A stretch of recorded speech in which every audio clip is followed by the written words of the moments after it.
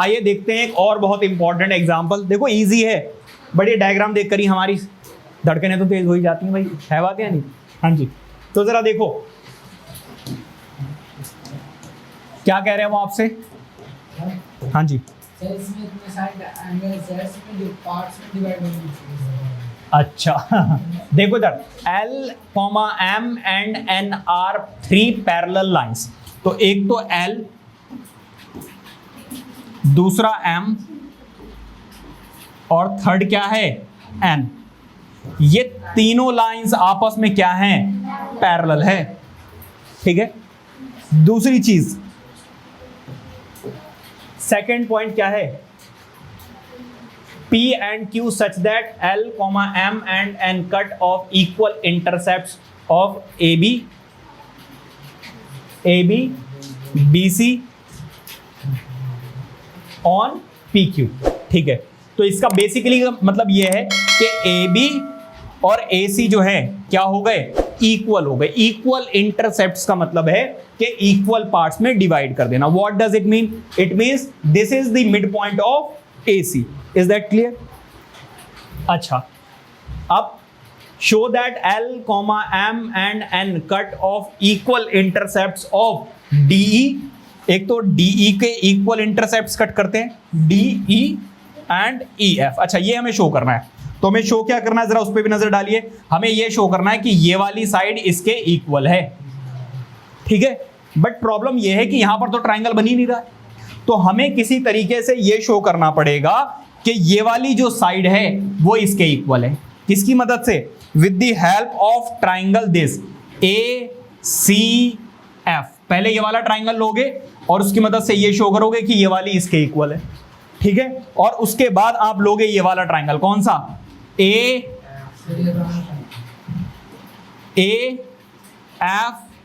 AFD। क्या बात समझ में आ रही है? अब जरा देखिएगा, पहले गिवन में लिख लेते हैं। देखने से लग रहा है। देखने लिख दूं फिर मैं? देखने से लग रहा है लिख देता हूं, देखने से लग रहा है, खुद से सॉल्व कर लेना। तो जरा देखो, पहली चीज तो यह है, और क्या दिया हुआ है? AB is equal to what? BC। ठीक है, ये चीजें आपको क्या हैं? गिवन है। टू प्रूव हमें क्या करना है? टू प्रूव हमें बेसिकली ये करना है कि जो DE है वो इक्वल है किसके? हाँ, EF के। हाँ जी, ये हमें शो करना है। अब जरा देखिए, इन ट्राइंगल, कौन सा वाला मैं ट्राइंगल ले रहा हूं? ACF। क्या आपको नजर आ रहा है? ACF।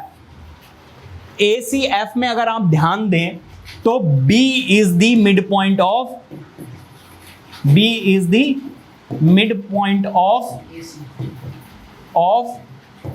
AC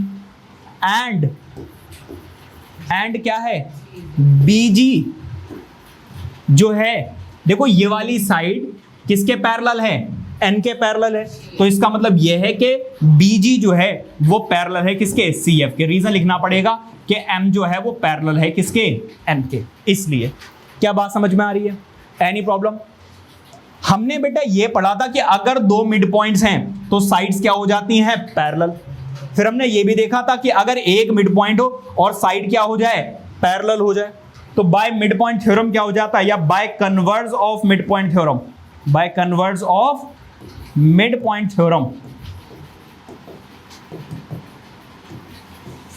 अगर देखो ये दोनों मिड पॉइंट होते हैं तो ये वाली साइड इसके पैरेलल आ जाती है, और अगर एक मिड पॉइंट है और ये वाली साइड इसके पैरेलल है तो बेटा ये भी क्या हो जाएगा? इसका मिड पॉइंट हो जाएगा। तो क्या हो जाएगा? By converse of mid point theorem, G is the mid point of AG। AF का क्या है? मिड पॉइंट है। What does it mean? It means AG is equal to GF। क्या बात समझ में आ रही है? Any problem? अब आ जाइए किस पर? इन ट्राइंगल कौन सा वाला? AFD। क्या आपको नजर आ रहा है? AFD। अगर ए एफ डी की मैं बात करूं तो मैं देख पा रहा हूं कि जी जो है वो क्या है, मिड पॉइंट है ए एफ का। G is the mid point of A F. और साथ के साथ क्या देख पा रहा हूं मैं कि ये जो जीई है वो पैरेलल है किसके, एडी के। क्यों पैरेलल है भाई, ऐसे कैसे? क्योंकि हमें पता है कि एल और एम आपस में क्या है, पैरेलल है। क्या बात समझ में आ रही है? कोई दिक्कत, कुछ गड़बड़ हो गई? तो बाय कन्वर्स ऑफ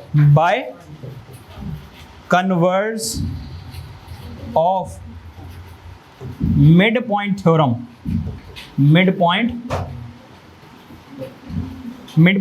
क्या हो जाएगा? हाँ जी भाई ध्यान दीजिए, हमें इससे ये मिल जाएगा। जरा ध्यान दीजिए क्या कहना चाह रहा हूं मैं भाई। ये जो है इस वाली साइड का मिड पॉइंट है और ये वाली साइड इसके पैरेलल है।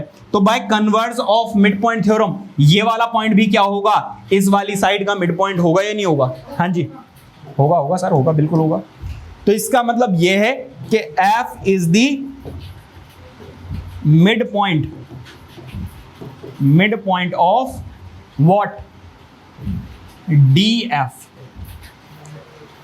और अगर DF के क्या है, मिड पॉइंट है, तो इसका मतलब यह है कि DE जो है वो इक्वल होगा किसके, EF के। और अब ये वाला सेंटेंस उठाकर लिख देना नीचे, क्या कि L M and cut off equal intercepts DE and EF on Q also, क्योंकि यहाँ पे स्पेस नहीं है। ये वाली लाइन आपको एंड में और लिखनी है। क्या बात क्लियर हो गई? किसी बच्चे को कोई दिक्कत? क्लियर है? Please note it down.